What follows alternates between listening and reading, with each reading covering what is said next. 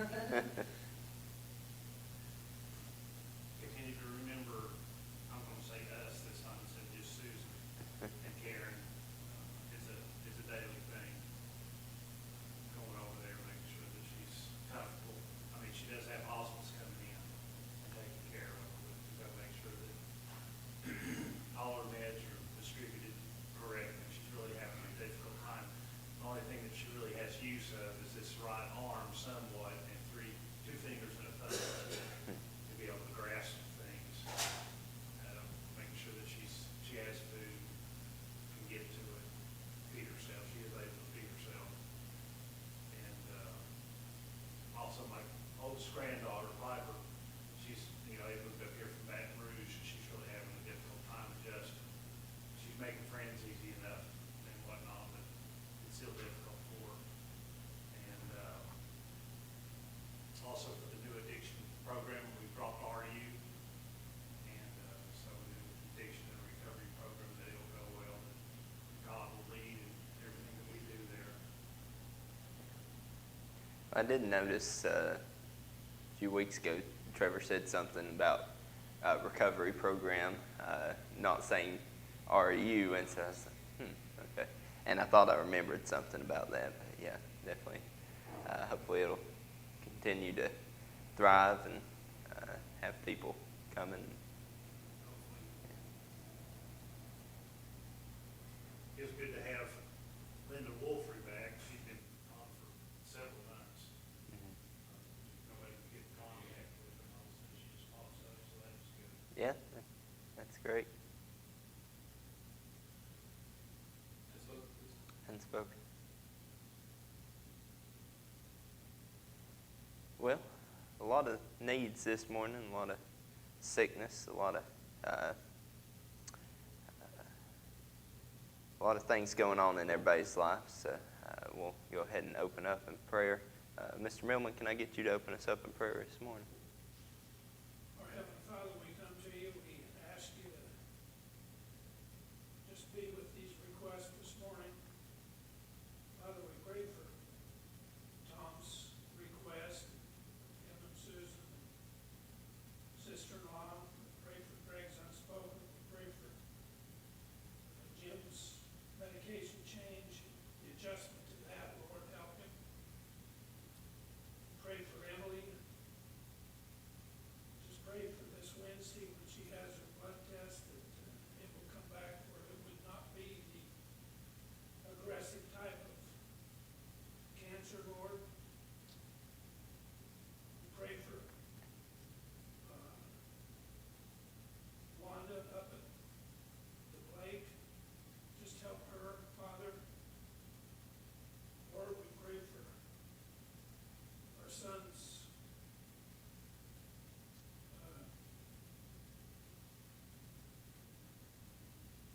brother-in-law. Lord, we just pray your will be done there. Lord, we just pray for Billy, help him to cope with what Emily's going through. Lord, we pray for Caden, give him the words we need to hear this morning, Lord.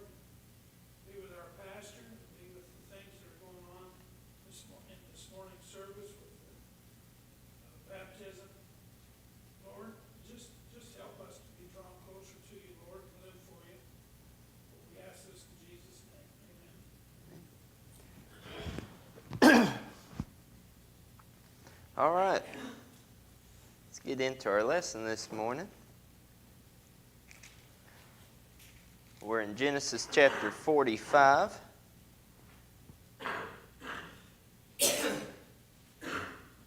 Sorry, I'm going to get all choked up this morning. We've been doing hay for the past 4 days, and it's getting to me.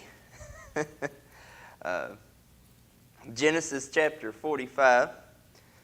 We got through about verse 8 last week. I'm going to start in verse 9 this week. Not really going to backtrack much here. We'll summarize here in a minute, but start our reading here in verse 9 of chapter 45.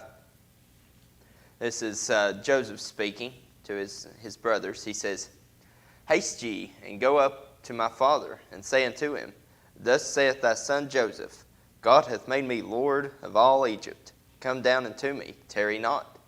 And thou shalt dwell in the land of Goshen, and thou shalt be near unto me, thou and thy children, and thy children's children, and thy flocks, and thy herds, and all that thou hast. And there will I nourish thee, for yet there are 5 years of famine, lest thou and thy household and all that thou hast come to poverty. And behold, your eyes see, and the eyes of my brother Benjamin, that it is my mouth that speaketh unto you. And ye shall tell my father of all my glory in Egypt, and of all that ye have seen, and ye shall haste and bring down my father hither. And he fell upon his brother Benjamin's neck and wept, and Benjamin wept upon his neck. Moreover, he kissed all his brethren and wept upon them, and after that his brethren talked with him. And the fame thereof was heard in Pharaoh's house, saying, Joseph's brethren are come, and it pleased Pharaoh well, and his servants. And Pharaoh said unto Joseph, Say unto thy brethren, This do ye, lade your beast, and go, get you unto the land of Canaan, and take your father and your households, and come unto me, and I will give you the good of the land of Egypt, and ye shall eat the fat of the land. Now thou art commanded, this do ye, take your wagons out of the land of Egypt for your little ones and for your wives, and bring your father and come. Also regard not your stuff, for the good of all the land of Egypt is yours. I'll stop right there. I think that's about all we'll have time to get through today. But if we get a little further, I'm not going to complain. This chapter we've been talking about a very important chapter in the story of Joseph and his brethren. It's the climax of their story of redemption here. We had their admittance of their sins and their wrongdoings in the last chapter, and here we have Joseph's forgiveness of them in this chapter. We talked a lot about that last week, even compared these brothers to the prodigal son, and talked some on that. I think really what we can see here, as we know, Joseph has been mentioned as a Old Testament type of Christ, right? And so we can see some similarities here, and I think we can see some similarities to our own salvation in the salvation of these brothers from the famine. Of course, we're not necessarily being saved from famine, but from sin. And so I wanted to look at the similarities here, kind of compare throughout this passage. First words we see here, haste ye, right? That comes to mind with our salvation connection here. Once we've received this gift, once we've received the gift of salvation, what are we supposed to do? Hasten. Go tell others, right? That's what Joseph told his brothers. He said, haste ye, go tell your father, go tell Jacob. And, so certainly after we become saved, we should spread the news. We shouldn't linger and, just wait around. And, it's like with baptism. We're going to have some baptisms today, right? So you're supposed to get baptized soon after you're saved, right? It's a public declaration of your faith, right? And so we're supposed to hasten. Who better to tell of our good news and to share this gift with than family? Here, Joseph wants his brothers to take the news to his father. He wants to provide the same for his father that he's provided for his brothers. Jesus wants to provide the same for your parents and your siblings and everybody in your family as he's provided for you if you're saved. And so we need to be able to, or make sure we spread the news of our salvation once we are saved. Notice here in verse 10 here, it says, and thou shalt dwell in the land of Goshen and be near unto me, thou and thy children and thy children's children. So what's that tell us? Joseph had a place prepared for his family. You know, who else has a place prepared, right? If we're looking at our like I say, our salvation connection, Jesus tells us he has a place prepared for us, and he's going to bring us to it, right? Joseph here, he's got a place prepared for his family. And notice he says they're going to dwell near him. You know, I don't want to live on the other side of heaven from Jesus, right? I want to live right next to him. And I'm sure he's got me a place near him. And so we're going to be close to Jesus one day in that land that he's prepared for us. And hopefully, as is the case with Jacob and his family here, hopefully our family is going to meet us there. It says Jacob's children and his children's children are coming with him, right? So hopefully we can lead our families to Christ and have them join us in the land that God's prepared for us. That kind of goes back to the first point of telling them. So we've got kind of our goal. We want to work quickly. We've got where we're going. We've got the land that's prepared for us. Let's look at verse 11 here. It kind of changes direction a little bit. It says, "And there will I nourish thee, for yet there are 5 years of famine, lest thou and thy whole household and all that thou hast come to poverty." Well, a couple things to draw from this. How many years of famine was there total? 7, right? All right. There's 5 left, right?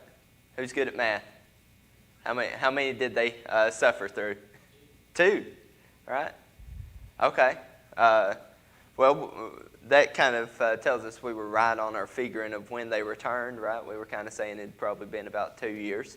So we can pat ourselves on the back for that little bit of math.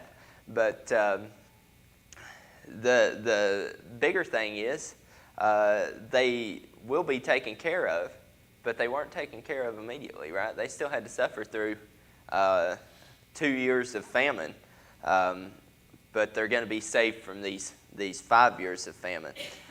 You know, if we're taking this to heart, right, we see that through this example, hey, God doesn't take away all our troubles, right? God doesn't save us from every possible downfall or negative situation. He allows us to go through things, but as the Bible tells us, he doesn't put us through more than we can handle, right? That's in 1 Corinthians chapter 10. I wrote that one down because it's a good verse. Let me get there. 10:13. Do you know it by heart?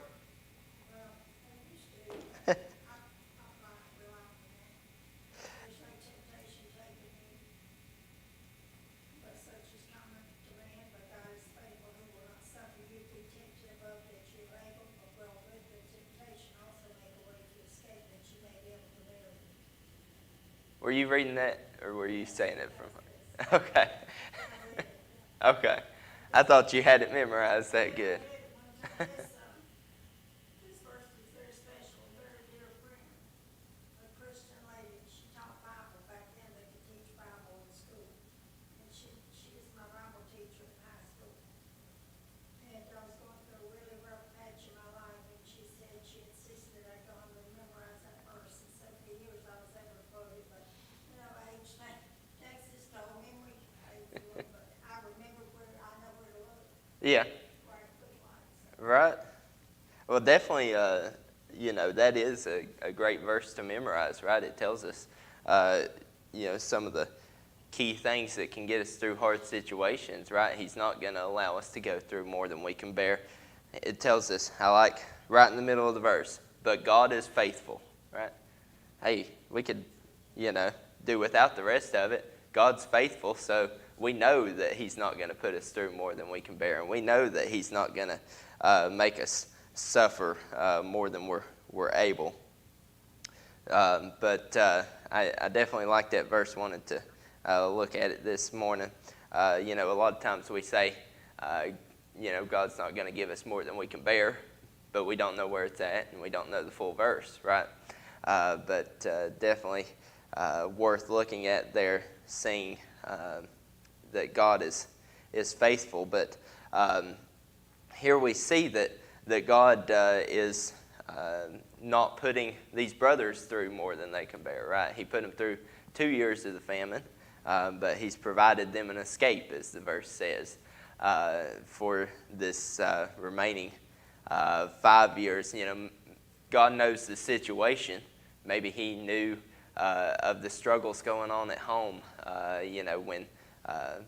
When we saw him back a couple chapters ago, Judah was talking to Jacob.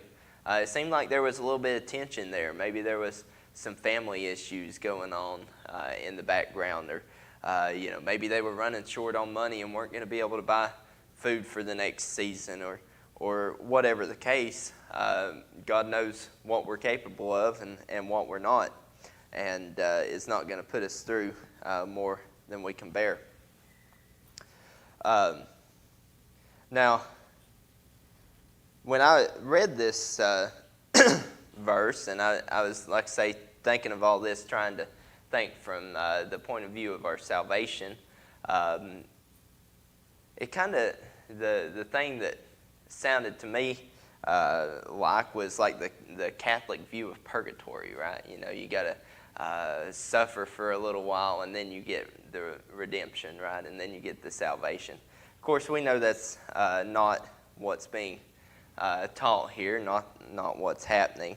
I think it's better to look at it from the point of view of God's salvation after times of trials, right? So this is going to be during this life. This is not going to be during the afterlife, right, as the purgatory would suggest. This is how we suffer in this life. But the first part of this verse is interesting too. We kind of skipped over that. Started talking about the years of famine, but the first part says, "There I will nourish thee." So we see that they're going to be well taken care of, right? Joseph is going to take care of these brothers, and after we're saved, we can read this and we can say, "Oh, it's just going to be a simple life. We're just going to live at ease the rest of our days, and God's going to take care of us," right? Not necessarily, right? We're still going to go through hardship. The famine was still in the land, so they're still going to see the effects of that. But the thing is, after salvation, it does get better because we've got God to rely on. Like Emily, we can look to Him and see His plan and trust in Him.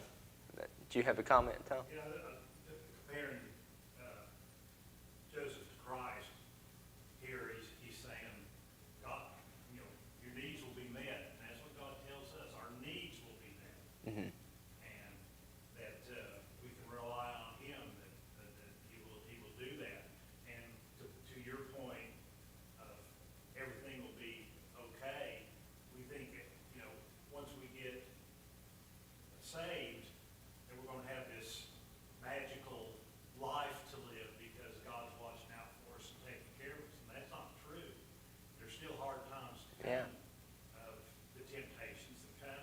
We've heard of 1 Corinthians, and the troubles and problems that life presents us day in and day out. You mean the rain's still going to fall on my head? The rain is still going to fall. I thought I'd just get this magic bubble over me. Never had to carry an umbrella again. It's not going to be a bad rain. I like the comparison that you can draw too from earlier in Genesis, where the name of the Lord is called Jehovah Jireh. Amen. That means the Lord that sees ahead and will provide. When Abraham was offering up his son, he didn't have to. There'll always be a lamb caught in the thicket. Mm-hmm. There's always going to be help for our needs. We don't promise everybody's going to have a house with a swimming pool, but He does promise that your needs are going to be met. Mm-hmm. And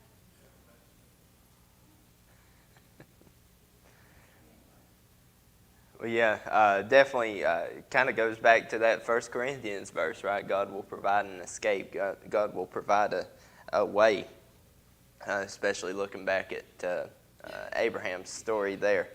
Yeah, I think Ted mentioned some of the names for God in the Old Testament there on Wednesday when he was teaching. So. Jehovah Jireh is probably my favorite. The reason being, it's so personal for me because to me, it spells excess. Needs are met. He is our provider. He not only sees ahead, but he's got that need met already. And if you've grown up in abject poverty, practically, like probably what both Kenny and I were, you're very aware of lack. And so when I read something that reminds me that I can have comfort and that I'm going to be provided for, and it's just very reassuring. And it goes back to a childhood of lacking. So that's why I like in the New Testament, then my favorite verse, he's able to do exceedingly abundantly. I love adjectives. And so that really just hugs it, you know? Mm-hmm. It just shows that he is the great provider. Yeah. Yeah, and you definitely appreciate it more when you haven't had, right? But kind of getting back to Joseph's story here, we've got him telling his brothers all of these things. He tries to reassure them again that this is him. He says in verse 12 there, just kind of explaining that a little more. He says, "Behold, your eyes see, and eyes of my brother Benjamin. That is my mouth that's speaking to you." He's basically saying, hey, you recognize my voice. You know this is me. And so he's given them more evidence that it's him. So kind of going back to our first point, what are we supposed to do? We're supposed to hurry and tell people about our salvation, tell people the good news of Christ once we've accepted him. Well, I think that goes hand in hand with verse 13 here. It gives us instruction on how to do that, right? Now, it may not appear immediately, but look at what Joseph tells his brothers to tell his father. He says, "You shall tell my father of all my glory in Egypt, and of all that you have seen, and you shall haste and bring down my father hither." All right, so what are they supposed to tell Jacob? Of Joseph's glory in Egypt and everything that they've seen, right? So what do we need to tell people when we're witnessing to them about Christ? We got to first tell them about the glory of Christ, right? We got to tell them who he is, what he's done, and the miracles that he's done for us, and all the things necessary for salvation. But then, what's the next step? We don't just stop there, right? We tell our personal story. We tell our testimony. We tell the things that we've seen. We tell the things that God's done for us, particularly all the things that make the story relatable, make it personal, right? And a lot of times that will get somebody, and they see how we've been blessed, right? And they want to associate with that, so it's leading a person to Christ through our own testimony, right? So I think we're given some instruction there in how they're told to talk to their father.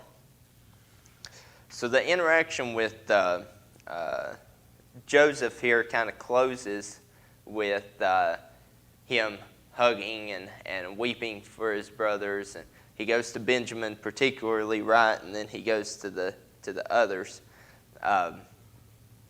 and these aren't tears of sadness, of course. These are tears of joy. He's emotional at seeing his brothers and revealing himself and all that he can do for them.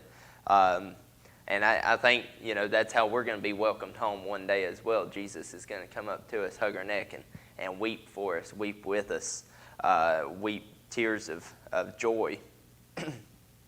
And so that's kind of the conclusion of this interaction with Joseph for now. Now let's look at the interaction with Pharaoh. We see here that Pharaoh hears all that's going on. He probably heard Joseph weeping and wailing and everything, as we saw in the first part of this chapter. He overheard the commotion and was like, what's going on? But before we get too into it, I got a question for y'all, one that I couldn't really answer myself. So if in this story here, Joseph is similar to Jesus, right? And he is acting as Jesus. We'll say it that way because I can't word it any better. But who is Pharaoh? Any ideas? God the Father? Well, I kind of thought that, and I think that's a good comparison there. I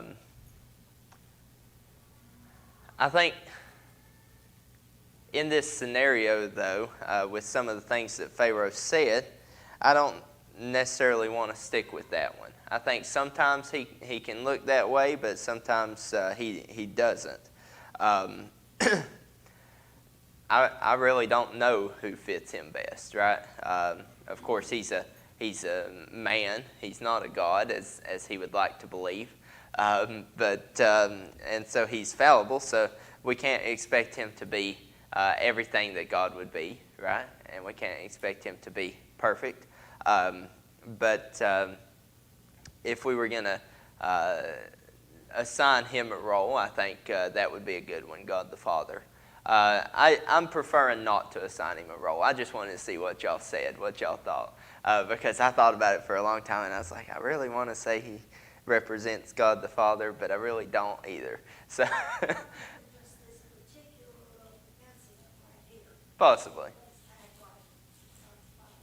Possibly. Mm-hmm.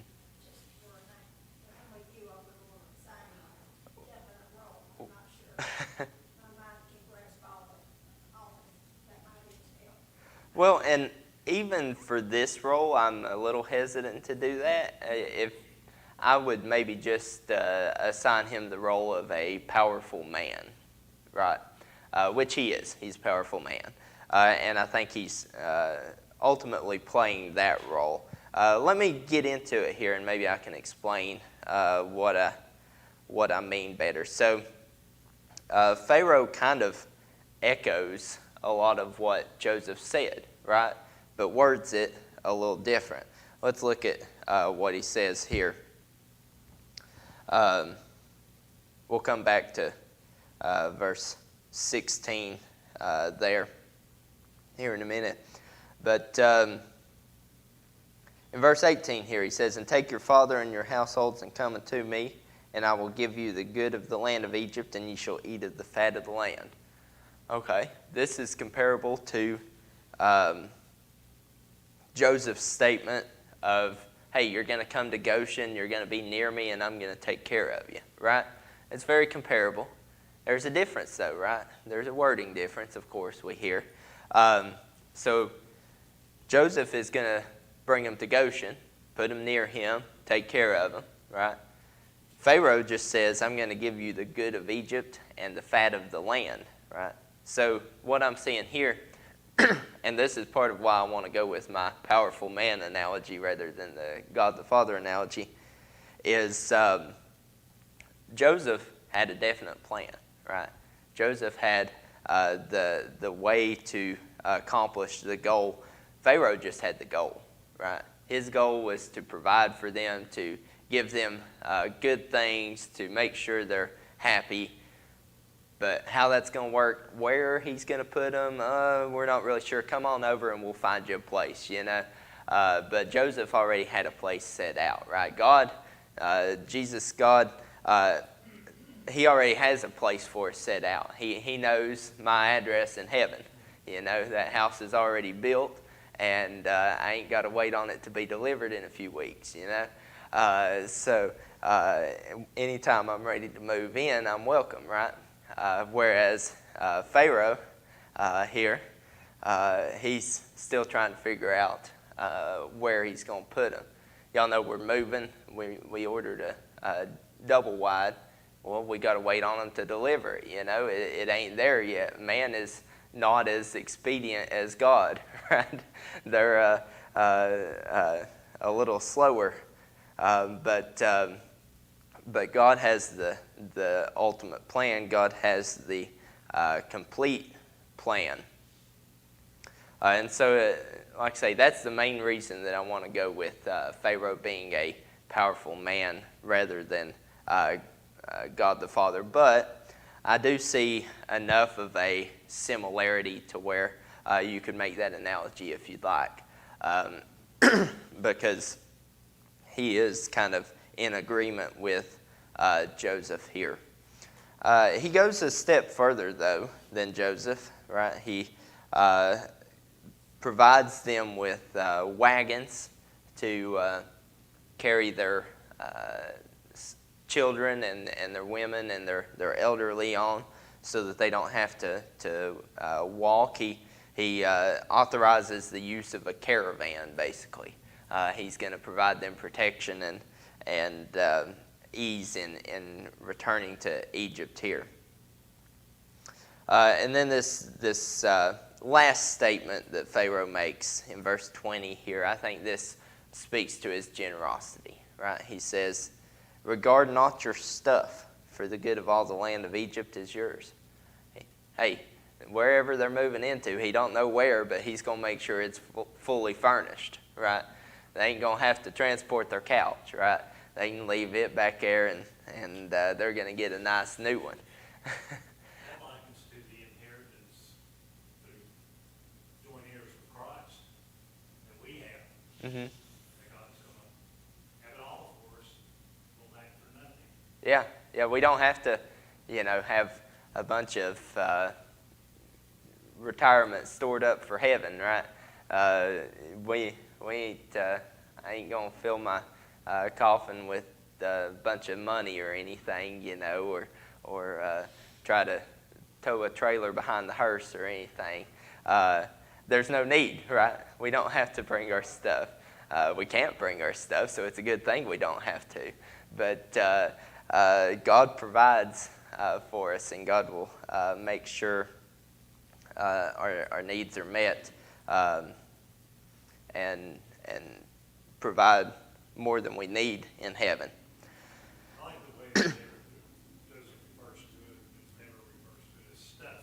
Stuff, yeah. Well, it is stuff. I mean, Yeah. we like to have the kind of creature comforts that we're blessed with, but after all, it's just stuff. Yeah. He could have said, leave your junk in Canaan. You don't need that stuff. It's the same thing. I think that would have been the same Hebrew word right there. I'm just amazed about how much food must have been stored in Egypt, because if he's willing to bring over all these people and provide for them, and still provide for the people in Egypt, can you imagine how much food he had stored up? Yeah. Well, he's feeding the world at that point, or the known world anyway. So yeah, there was a lot of food. Well, maybe it was like, hey, we're giving you food anyway. You might as well just come over here, right? It was only about 70 of them. Yeah, how much can they eat? They got all their livestock, though. And, of course, is that the stuff? Is livestock stuff? I think they brought their livestock with them based on what Joseph said to them. But yeah, that he's willing to bring these people over says that, hey, they've got an abundance of food, or that he just so respects these people, right? And I think maybe a little bit of both. Going back to verse 16, like I said, we skipped over it. It says, "And the fame thereof was heard in Pharaoh's house, saying, Joseph's brethren are come. And it pleased Pharaoh well and his servants." So I think this tells us, hey, Pharaoh respects Joseph so much, when he hears there's 11 more of him, he's like, hey, we need these guys over here, right? Now he doesn't know Joseph's brothers, right? But just because they're related to Joseph, gets their foot in the door, and gets them a honored spot. So our testimony can say a lot for ourselves as well as our family, right? And Just after a while here, just don't tell the Pharaoh you hurt. yeah, he won't appreciate that very much. But it's not just Pharaoh that's respecting Joseph here, though. If we notice, it says it pleased Pharaoh well and his servants, right? So we see again here, Joseph is respected not only by Pharaoh but the servants as well, which tells us that, hey, he's not some slave driver with a whip, right? He takes good care of his people. He's a good person to work for, a good person to know in general. And so, I like the fact he uses that word stuff, because even the most unbrightest person living today can relate to that. The Bible's not that hard to interpret, is it? yeah. You know what stuff is, and you just find that same word right in the Bible, so, I rest my Yeah, case. your stuff might be a little different. Well, from but everybody else's. anyway, there's all that stuff, and he recognizes stuff, I love it. Yeah, I always thought it was funny. Didn't David hide among the stuff? Yes. I think was one of them. Some of them had to stay back and take care of the stuff, Yeah. while the others went out and farmed. So, I think people a lot of times will complain about the King James Version having the these and thous and ye's and all of that, but right, I think isn't it supposed to be on like a third grade reading level? Have y'all heard that before? It's supposed to be very easy to. I couldn't understand it. I've got kind of an indictment against yourself. Right. But definitely God speaks to everyone, right? But we'll go ahead and close there for today and continue, probably finish out the rest of this chapter next week. What did we get through? 20?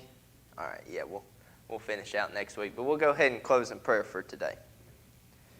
Lord, we thank you for this day and thank you for all that you do for us, Lord. Thank you for this church, Lord, and the people here, Lord, and that we can come here and worship you, Lord, and learn through your word and praise you. Lord, just be with all the requests that were made this morning, all those that are sick and in need. Lord, be with the remainder of the service here and be with Trevor as he brings the message in the next hour, giving the words that you'd have us to hear. Lord, just be with our fellowship and our time here together. In Jesus' name, amen.